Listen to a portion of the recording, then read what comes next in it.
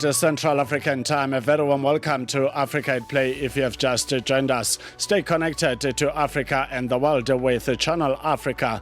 That is the international voice of the South African Broadcasting Corporation. Watch or listen anytime, anywhere at channelafrica.co.za, on the Channel Africa mobile app and on SABC Plus, or via the DSTV and OpenView audio bouquets. You can also catch us on social media at Channel Africa on Facebook and at Channel Africa 1 on all other platforms. Channel Africa, first with the African story globally.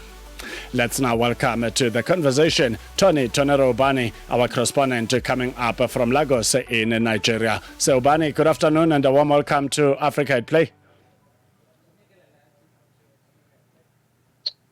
Listeners, Neto, I am saddened by news that is breaking in Nigeria now concerning a female footballer that plays with the Nigeria Women Football League that has just been kidnapped. Yo, Mr. Ubani, that is so disturbing. How did we get there? How did we get to a behavior that looks normal to others? Her name is Rebecca. You know, she was coming back, going back to her place, and her abductors, you know, are demanding a hefty sum of 20 million naira. You know, she plays for Pesetas, you know, in the Nigeria Women Football League here. You know, the news is just breaking, and of course, we are just the one just opening it up, and the Nigeria Women Football League are yet to react to this, and of course, the Nigeria Football Federation are equally yet to, you know, react to this sad news, Neto. So, Ubani, how is the law situated or structured in Nigeria when it comes to cases like this? Because you also want to give punishments that will give a strong warning to others that could possibly think in the same unacceptable manner. Yeah, there is absolutely no strict law that you can, you know, point to. You know, the government does not in any way tolerate, you know, kidnapping and, of course, even payment of ransoms. But, you know, over time, you know, it has become a lucrative business in Nigeria, I must admit, Neto, you know, because almost so many people, you know, despite all the things we hear, that there are Fulani people that are doing, you know, all these heinous crimes. So many people, so many youths have gone into it because it's easier for them to make money kidnapping, you know, than for them to find jobs to do. So, and indeed, the government that says that they do not pay for ransom end up paying ransom. And of course, that's just the annoying aspect of it, you know, because by the time you keep paying heavy ransom, so the thing multiplies. And of course, a lot of people enter into the forest and begin to torment so many people's life. It's so unfortunate and heartbreaking, I must admit, Neto. It is disturbing indeed. Let's expand our conversation to the Super Eagles mentor, Eric Chelle, who is defending his reasons for a huge demand when it comes to the pay rise. Where are we at the moment? Yes, indeed, Eric Chelle is putting up a very stout defense, you know, for his, you know, $130,000 monthly pay that he's asking from the Nigeria Football Federation. And he says that he has no apology for it because it's just only a request, and that indeed is open to negotiation. And he also said that the rise will cover all his support staff who help him to withstand the pressure of leading the national team of a country of over 250 million people as well, that this amount is also very, very negotiable. He said, quoting him, he said, "What people don't know is that in Africa, in the national team where I was, I have to pay my staff, my technical staff, and so and the $130,000 offered potentially, if of course those numbers are confirmed, you have to pay your staff with all that behind you. So I'm talking to you about my assistant, my first assistant. I'm talking to you about my physical trainer, my goalkeeper coach, and my personal assistant." Neto, that's the response that Eric Chelle put up in defense of the money and, of course, other conditions that he has given to the Nigeria Football Federation. But unfortunately, the Nigeria Football Federation are keeping mute to this. They have not reacted. You know, one source told me that they will not respond, you know, because he still has almost about 11 months, up in his contract with the Nigeria Football Federation, Neto.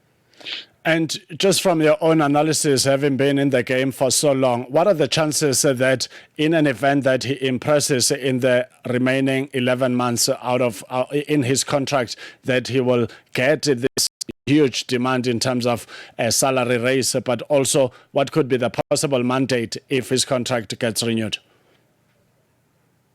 Yeah, the truth is that after the AFCON display, a lot of people have fallen in love with him. So many Nigerians have honestly fallen in love with him, because of, the performances of the Super Eagles, despite the fact that they could not get to the final or even winning the trophy. So one, he has a huge back end now. And indeed, another thing that will be of significance is the fact that the Nigeria Football Federation will be facing election, very, very soon.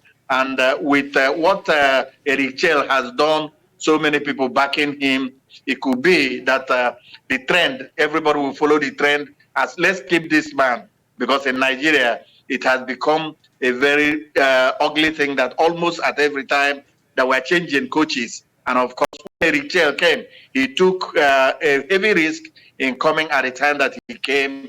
And of course, as it is now, he has turned things around. I guess if indeed the Nigeria Football Federation talk to him, they can meet him at a point the young man will accept. But he has shown signs that he loves Nigeria and he wants to continue with the Super Eagles.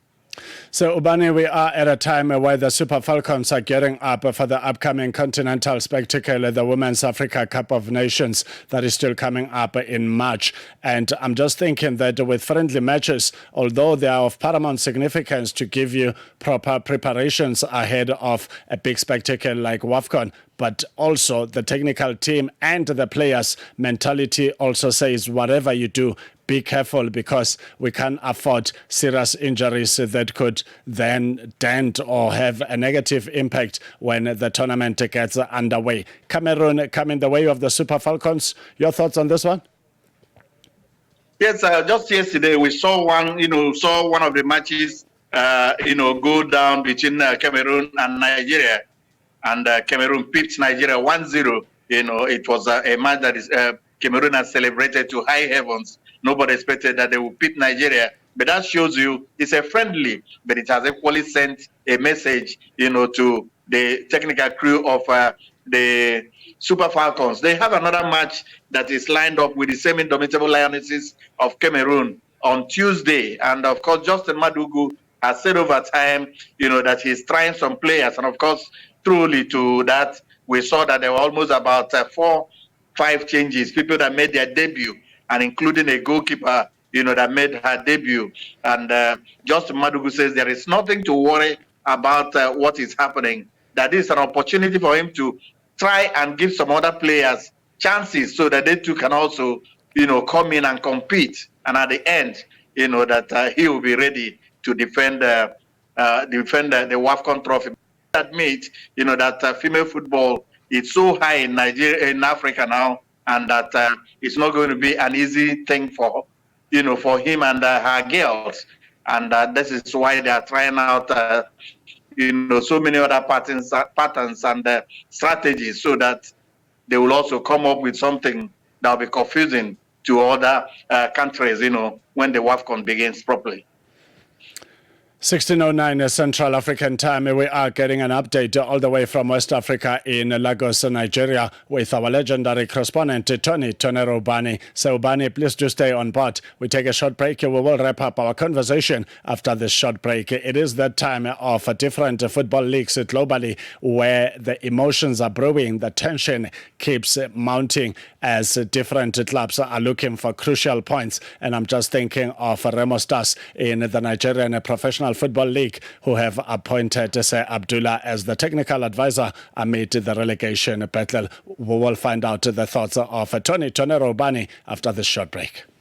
Zilipendwa na Abedi Jean de la Croix. Historia msikilizaji ya Valentine Day au siku ya wapendanao ilianzia katika nyakati za kale za dola la Roma. Watafiti wengi wa historia wanaamini kuwa siku hii inahusishwa na sherehe za kipagani zilizokuwa zikifanyika kila mwaka katikati ya mwezi Februari. Msikilizaji, sherehe hizo zilijulikana kama Lupercalia na zilifanyika kuadhimisha uzazi, upendo na mwanzo wa majira ya kuchipua. Zilipendwa kila Jumamosi kuanzia saa 12 kamili majira ya Afrika ya Kati hadi saa 1 kamili majira ya Afrika ya Kati.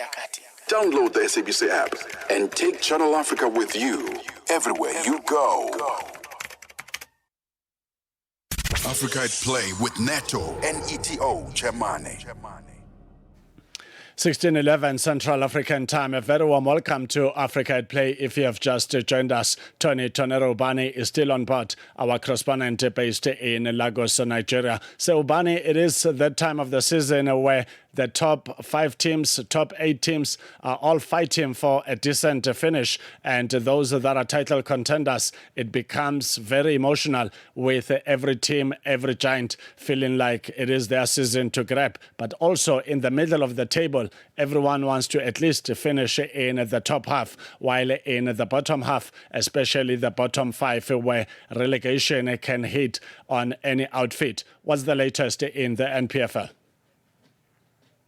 Yes, Ned, I must say that, with Rivers United, kicked out of the CAF Champions League, they have bounced back.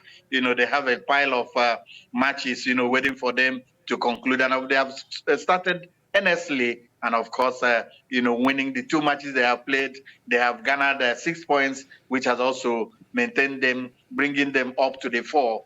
And George Finidi, the coach, said that they are putting behind, the CAF Champions League kick out that they had, behind them. And of course, they want to come back to win the league and of course to represent Nigeria again. But beyond the Rivers United, the sad story is on Remo Stars, the defending champions who have found themselves in the, swimming along the relegation waters.